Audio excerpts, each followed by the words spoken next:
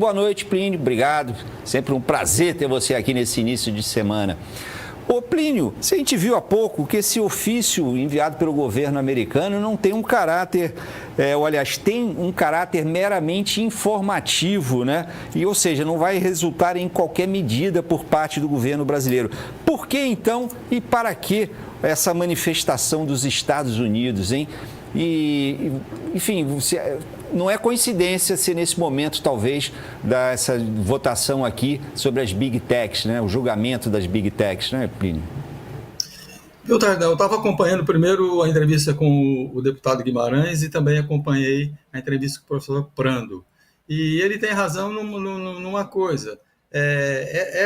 Essa atividade do Eduardo Bolsonaro nos Estados Unidos tem tudo a ver com a regulamentação das grandes empresas de comunicação, das chamadas Big Techs, das empresas digitais de comunicação.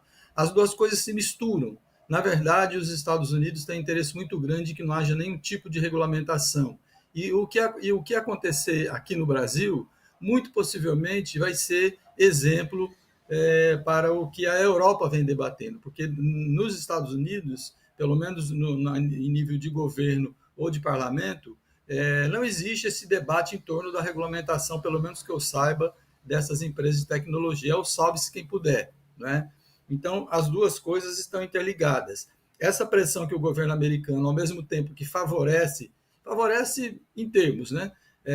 Favorece pelo menos a reivindicação dos bolsonaros, também é um aviso para o Brasil na tentativa de barrar a regulamentação das chamadas Big Techs. Agora, Tardan, é o seguinte, eu acho que essa questão, o próprio Estados Unidos está tateando, né? Ele está talvez vendo até onde pode chegar e muito possivelmente a diplomacia dos dois países deve estar em negociação intensa. As diplomacias profissionais não param de negociar, independentemente da briga que tenha com os chefes de executivo. Muito possivelmente eles estão buscando uma saída que não obrigue o Brasil a dar uma resposta mais dura, porque esse ataque não é contra o Alexandre de Moraes, é contra a soberania brasileira. Se houver uma tentativa...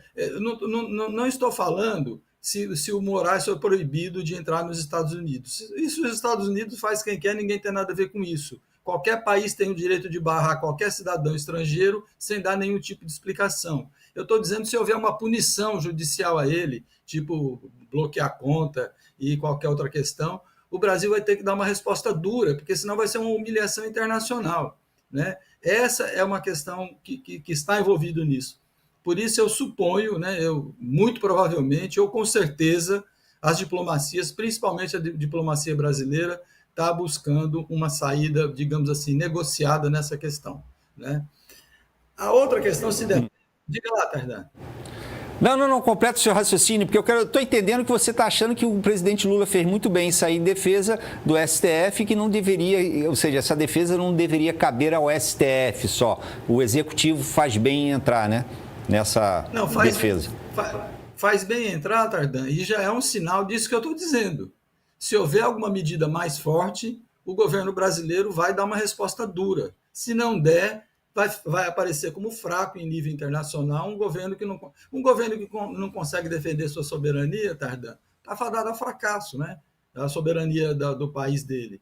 Então, eu acho que essa questão ela não chegou naquela linha de rompimento, mas se não houver ação das diplomacias, pode ser que chegue.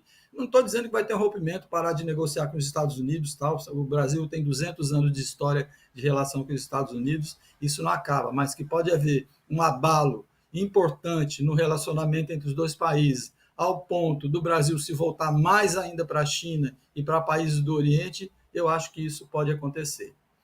A outra questão é assim, na verdade, o que o Supremo Tribunal Federal está discutindo hoje, né, no processo que corre lá, não é a regulamentação dos meios de comunicação. Eles estão discutindo a constitucionalidade do artigo 19 do Marco Civil da Internet.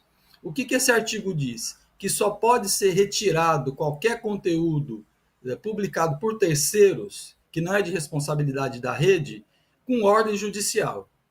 Eles estão discutindo assim, isso aqui deve prevalecer sobre qualquer outra consideração, um crime, por exemplo, né? Então eles estão discutindo a constitucionalidade. E tem aqueles que acham que Tem sempre a turma do tudo ou nada, né? Que pode tudo, outra que não pode nada. Né? O Barroso tem uma medida muito interessante, se as pessoas observarem, vão ver como a medida dele é cuidadosa e, ao mesmo tempo, rigorosa.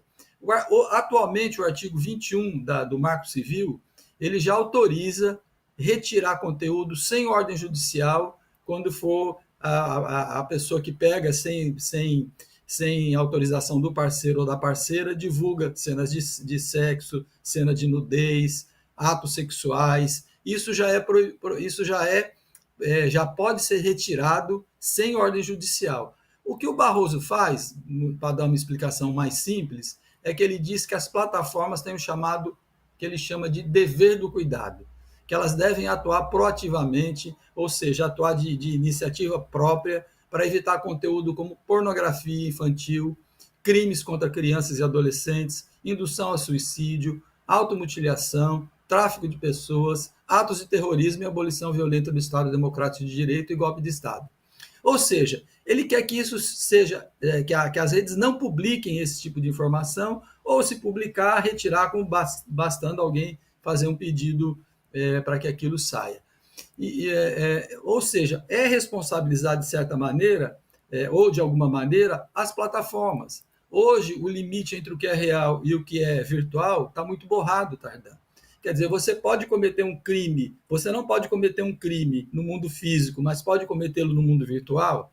Essa é a discussão que está em jogo. É uma discussão complexa, eu reconheço que não é fácil, mas ela precisa ser feita e não pode continuar da forma como está, que é uma forma perigosa, injusta, prejudica as pessoas, leva ao crime.